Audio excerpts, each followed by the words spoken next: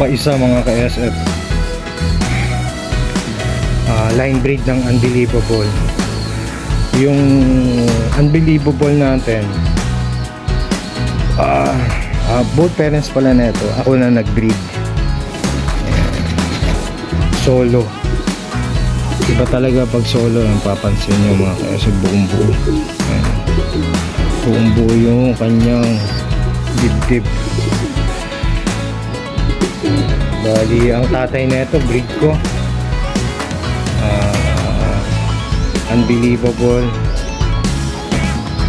Tapos ang nanay, Freeway, Unbelievable, Kukuk, tsaka Roger Florson.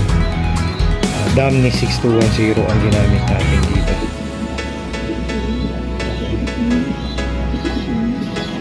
Sayang, hindi natin nasuksukan ng young bird. Wala na tayong oras. Kung mga 7 days siguro kaya pa natin pilitin, pero 10 days medyo malaki na yung putok, hindi na kaya.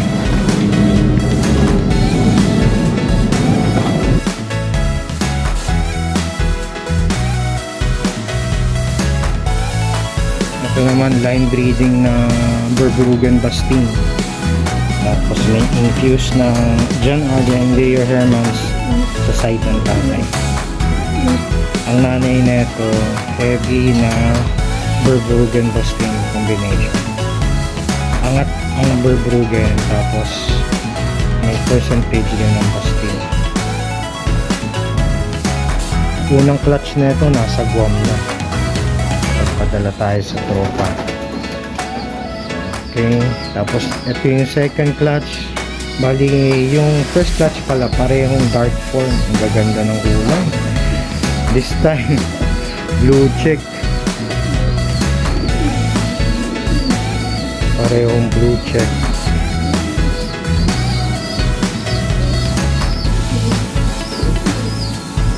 Ito din, dapat susuksukan natin ng banded ng MHP sa summer ring. Wala, hindi umabot. Hindi na kakasya yung inner ring. Sayang, no?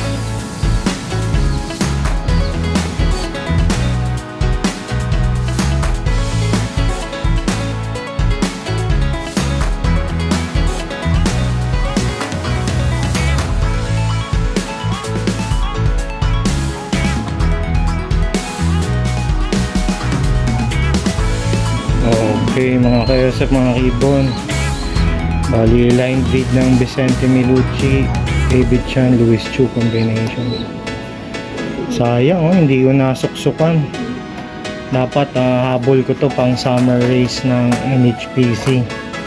Kaso nga nung pagbalik namin galing bakasyon, nasa 10 days old na yung sisiw. Mukhang hindi napapasok yung inner ring, kaya sinuksukan ko na lang pa ng commercial band. Pwede pa naman siya ilaro, kaso nga lang old but ka pwede. Okay,